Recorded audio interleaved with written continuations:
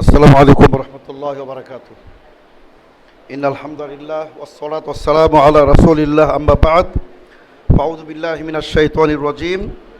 ওয়া মান ইয়া'মাল মিনাস সালিহাতি মিন যাকারিন আও উনসা ওয়া হুয়া মুমিন ফাউলাইকা ইয়াদখুলুনাল জান্নাহ ওয়া লা ইউযলামুনা নাকিরা। আলহামদুলিল্লাহ, বাংলাদেশ জমিয়ত আহলে হাদিসের অত্যন্ত গুরুত্বপূর্ণ শাখা বাংলাদেশ আপনার ঢাকা মহানগর দক্ষিণ কর্তৃক আয়োজিত আজকের এই অত্যন্ত গুরুত্বপূর্ণ মহিলাদের জন্য ইসলাম শিক্ষা কর্মশালা এ মহৎ অনুষ্ঠানের সম্মানিত আমাদের অত্যন্ত সুযোগ্য সুপ্রিয় সভাপতি জনাব আনোয়ারুল ইসলাম জাহাঙ্গীর, আজকের প্রধান অতিথি আমাদের সকলেরই অত্যন্ত প্রাণপ্রিয় ব্যক্তিত্ব অভিভাবক জনাব আলহাজ আওলাদ হোসেন হাফিজাহুল্লাহ, জনাব আলহাজ নবিউল্লাহ, সম্মানিত আমাদের সেক্রেটারি জেনারেল অধ্যাপক মোহাম্মদ আসাদুল ইসলাম, আমাদের ছিলেন শেখ ডক্টর শহীদুল্লাহ খান মাদানী, উনি জরুরি কাজে চলে গেছেন, এবং সম্মানিত আমাদের শেখ মুস্তাফা বাহারুদ্দিন আসসালাফি শেখুল হাদিস, প্রমুখ ওলামায়ে কিরাম, কেন্দ্রীয় নেতৃবৃন্দ এবং ঢাকা মহানগর নেতৃবৃন্দ। আমি একটা উর্দু কবিতার মাধ্যমে আমি আমার সংক্ষিপ্ত আলোচনা শুরু করতে চাই। কবি বলতেছেন যে জান্নাত তো নাহি দেখি আপনি জিন্দগি মে মগর দেখি আপনি মা কো। কবি বলছেন যে আমি জীবনে তো জান্নাত দেখার সুযোগ হয় নাই, হবেও না, কিন্তু আমি আমার মাকে দেখেছি। তো কবির দৃষ্টিতে তার মা জান্নাতের সমতুল্য। আলহামদুলিল্লাহ, একজন মায়ের প্রতি সন্তানের দৃষ্টিভঙ্গি, শ্রদ্ধা, ভালোবাসা এমনই হতে হবে, যেটা বিশ্বনবী বলেছেন যে তোমার জেহাদে যেতে হবে না, বাড়িতে মা আছে, বৃদ্ধা মা আছে, তার সম্মান করো। ফাইনাল জান্নাতা তাহাতা রিজলাইহা ফালজামহা, তোমার মায়ের সম্মান করো, তার কারণ জান্নাত হলো তোমার মায়ের পায়ের নিচে। এটা নাসাইর সহিহ হাদিস। তো সম্মানিত সুধীবৃন্দ, আল্লাহ রাসূল সাল্লাল্লাহু আলাইহি ওয়াসাল্লাম বলেছেন উম্মাকা উম্মাকা উম্মাকা, মায়ের 3 গুণ আর পিতার হলো 1 গুণ।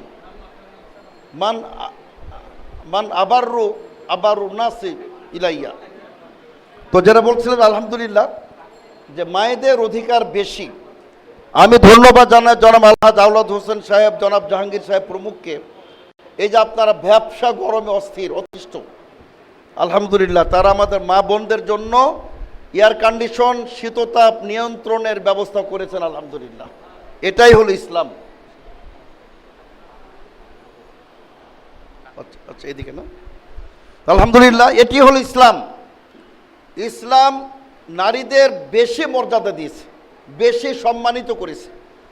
আমাদের অধ্যাপক আসাদুল ইসলাম সাহেব বলেছেন আল্লাহ রাব্বুল আলামিন একটি পৃথক সূরা অবতীর্ণ করেছেন, সূরাতুন নিসা, এবং সেই সূরাতুন নিসার মাধ্যমে আল্লাহ রাব্বুল আলামিন নারীদের জন্য সর্বপ্রথম তাদের উত্তরাধিকার সূত্রে সম্পত্তির অধিকারী করেছে। আলহামদুলিল্লাহ একটা মর্যাদা দিয়েছে। সম্মানিত সুধীবৃন্দ, এজন্য আলহামদুলিল্লাহ আমার জানা মতে বাংলাদেশ জমিয়ত আহলে হাদিসের ইতিহাসে, স্মরণকারীর ইতিহাসে সর্বপ্রথম আমাদের মা বোনদের নিয়ে একটি দ্বীনি শিক্ষার কর্মশালা, যা অত্যন্ত প্রশংসনীয়, অত্যন্ত, এটা আমি মনে করি যে মডেল হিসাবে হতে পারে সমগ্র বাংলাদেশের প্রতিটি জেলার জন্য, এটি মডেল হতে পারে। সম্মানিত সুধীবৃন্দ, তো আমাদের আসলে আমি বলবো যে যখন আমাদের মেয়েরা, তরুণীরা চারিত্রিক অবক্ষয়ে তারা গা ভাসিয়ে নিজেকে বিসর্জন দিয়ে চলেছে, কেউ আপনার ফেসবুকে চ্যাটিংয়ে বা ব্যস্ত, কেউ এদিকে আপনার ওরসে গিয়া নিজের ইজ্জত আবরু বিক্রি করতেছে, কেউ পীর সাহেবের কাছে নিজের ইজ্জত আবরু বিক্রি করতেছে, কেউ অশ্লীলতায়, কেউ নিজের সৌন্দর্য প্রদর্শনীতে ব্যস্ত রয়েছে। এমন সমাতে, এমন একটি মুহূর্তে এই প্রশিক্ষণ কর্মশালা আমি মনে করি সমগ্র বাংলাদেশের নারীদেরকে একটা সঠিক গাইডলাইন দিবে ইনশাআল্লাহ। তার কারণ আজকের এখানে আমাদের উপস্থিত আমাদের মা বোনেরা 350-400 প্রায় রয়েছেন। এই প্রোগ্রাম শুধু তাদের মধ্যে সীমাবদ্ধ নয়, এটা সমগ্র বিশ্বব্যাপী সারা বিশ্বের বাংলা ভাষাভাষীদের মধ্যে ইন্টারনেট অনলাইনের মাধ্যমে এটা ভাইরাল হয়ে যাবে, ছড়িয়ে যাবে ইনশাআল্লাহ। তো সম্মানিত সুধীবৃন্দ, আমি সংক্ষিপ্ত ভাষায় বলতে চাই আমাদের মা বোনদের উদ্দেশ্যে, আপনি কেমন হবেন, আপনি কেমন মহিলা হবেন, কেমন নারী হবেন। বিশ্বনবী বলেন, কেউ বিয়ে করতে পারে ধন সম্পদ দেখে, কেউ বিয়ে করতে পারে তার রূপ লাবণ্য দেখে, কেউ বিয়ে করতে পারে তার বংশ মর্যাদা পদমর্যাদা দেখে, কিন্তু হে যুবক, হে মুসলিম যুবক, ফাজফার বিদাতি দিন, তুমি বিয়ে করবে একটা দিনই দিনদার সতী পবিত্র তাকওয়াবান তাকওয়াবতী একটি মহিলাকে তুমি নিজের স্ত্রী হিসাবে বিয়ে করবে, তুমি ধন্য হয়ে যাবে। সুবহানাল্লাহ। তো এই জন্য সম্মানিত সুধীবৃন্দ, আমাদের আপনার সেই দিকে যেতে হবে। আল্লামা শায়েখ মুকবিল আল ওয়াদিঈ আল ইয়ামানি চমৎকার তিনি একটা কথা বলেছেন। তিনি বলেছেন, আল মারআতুস সালাফিয়া আগলা মিনা যাহাবিল আহমারি। সালাফি মহিলা, একটা আহলাদিসের মেয়ে, এটা সে দামি স্বর্ণের চেয়ে বেশি মূল্যবান, দামি স্বর্ণের চেয়ে বেশি মূল্যবান।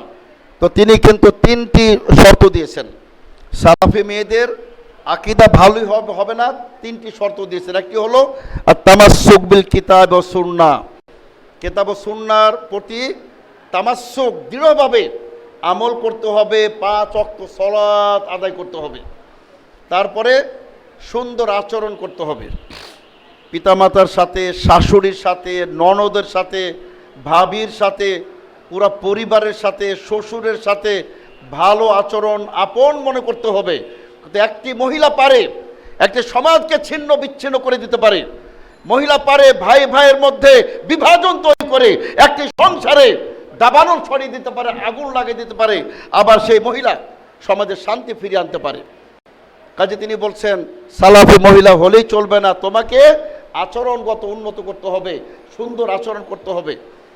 তো সম্মানিত সুধীবৃন্দ, এখন যেহেতু সময় কম, আমি ইনশাল্লাহ আমার সময়ের পূর্বে আলোচনা শেষ করে দেব।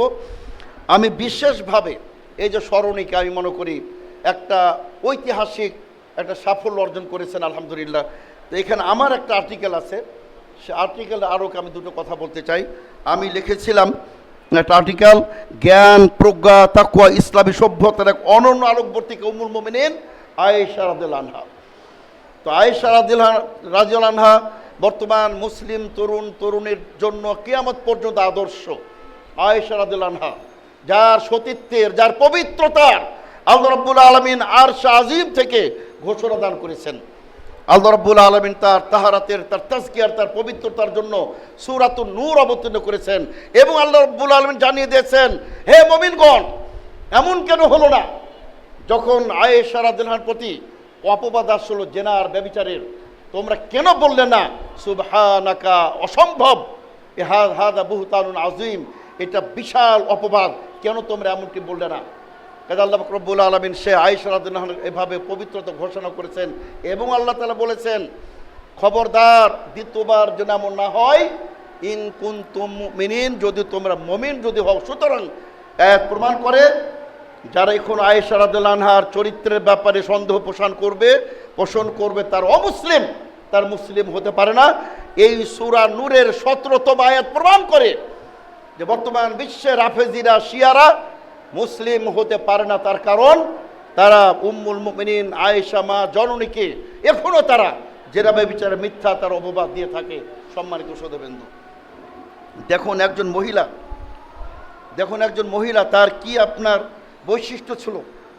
একদিকে তিনি ছিলেন মুফাসসিরাত, কোরআনে তাফসির করতেন, আবার তিনি ছিলেন মুহাদ্দিসা, তিনি ছিলেন ফাকিহা, তিনি ছিলেন আরবি ভাষাবিদ, তিনি ছিলেন ইতিহাসবিদ, এবং তিনি আপনার অনেক বড় বড় সাহাবা কেরামকে তিনি হাদিস পড়িয়েছেন, তাবেঈন হাদিস পড়িয়েছেন। আমি শুধু একটি রেফারেন্স বলে আলোচনা শেষ করব। প্রখ্যাত সাহাবী আবু মুসা আশআরী বলেন, ইদা আশকালা আলাইনা আসহাবা নবী সাল্লাল্লাহু আলাইহি ওয়াসাল্লাম হাদিসুন ফাসালনা আয়েশা রাদিয়াল্লাহু আনহা ফাওয়াজাদনা ইনদাহা ইলমান। আমরা যখনই কোনো সমস্যা পড়তাম হাদিস নিয়ে, বিভিন্ন বিষয় নিয়ে, আর আমরা আয়েশার কাছে যেতাম, আমরা তার সমাধান পেয়ে যেতাম। সুবহানাল্লাহ। তো বর্তমানে সম্মানিত সুধীবৃন্দ, আমাদের আয়েশা রাদিয়াল্লাহু আনহার মতো আমাদের মহিলা দরকার, মেয়ে দরকার। আলহামদুলিল্লাহ, আমি ধন্যবাদ জানাই যাত্রাবাড়ি মাঝে মহদ আরাবিয়ার আমাদের সম্মানিত, আমি বলবো যে একেবারে আপনার মানে প্রাণ বলবো, প্রাণ পুরুষ বলবো, আলহাজ আওলাদ হোসেন সাহেব, আমাদের জাহাঙ্গীর সাহেব, আমাদের বিশেষ করে হাফেজ ডক্টর রফিকুল ইসলাম, তারা প্রতিষ্ঠা করেছিলেন একটি মহিলা মাদ্রাসা, নাজিরা বাজার মহিলা মাদ্রাসা। আলহামদুলিল্লাহ। পাঁচরুখি স্থাপন করেছে মহিলা মাদ্রাসা। দারুস সুন্নাহ তারা প্রতিষ্ঠা করেছে মহিলা মাদ্রাসা। সব জায়গায় দারুল হাদিস সালাফিয়া মহিলা মাদ্রাসা প্রতিষ্ঠা করেছে। তো আমাদের মেয়েরা এখন দিন শিক্ষার সুযোগ পাচ্ছে আলহামদুলিল্লাহ। আমাদের মেয়েদেরও সৌদি আরবে পাঠাতে হবে ইনশাআল্লাহ। আমি মনে করি আমাদের মেয়েরা যাত্রাবাড়ি, নাজিরা বাজার এসব জায়গা থেকে ফারেক হয়ে তারা আপনার সৌদি আরবের বিভিন্ন বিশ্ববিদ্যালয়ে তার উচ্চ ডিগ্রি অর্জন করবে ইনশাআল্লাহ। তো তারই সাথে আলহামদুলিল্লাহ আমাদের যে সমস্ত মা বোনদের এইভাবে প্রাতিষ্ঠানিক জ্ঞান অর্জনের সুযোগ হয়নি, তাদের জন্য এই ধরনের কর্মশালা, তাদের জন্য এই ধরনের আপনার ওয়ার্কশপ অত্যন্ত তাদের জন্য এটা আপনার ফলপ্রসূ, তাদের অনেক উপকার দেবে ইনশাল্লাহ। তা আমি যেহেতু আলোচনা আমাদের শেষ করতে হবে যথাসময়ে, তো আমি আবারও ধন্যবাদ জ্ঞাপন করি আলহামদুলিল্লাহ যে তারা অত্যন্ত চমৎকার একটি সময়ে তারা এমন একটা, যখন আপনার মনে করুন যে মেয়ের আগে বলেছি যেখানে গা ভাসিয়ে দিচ্ছে অন্য জায়গায়, সেখানে তাদেরকে দিনের পথে আবার ফিরিয়ে নিয়ে আসাটা এটা অনেক জরুরি। সম্মানিত সুধীবৃন্দ, আমাদের বাংলাদেশ জমিয়ত আহলে হাদিসের একটা বিশেষ শাখা আছে যে কিসমুল খাওয়াতিন ও নিসা, নারী বা শিশু বা আতফাল। তো আমরা মনে করি এটাকে আরও গতিশীল করতে হবে ইনশাআল্লাহ। আমরা এই আহ্বান জানিয়ে আমি আমার সংক্ষিপ্ত আলোচনা এখানে শেষ করছি। আখির দাওয়ানা আনিল হামদুলিল্লাহি রাব্বিল আলামিন। আসসালামু আলাইকুম ওয়া রাহমাতুল্লাহি ওয়া বারাকাতুহু।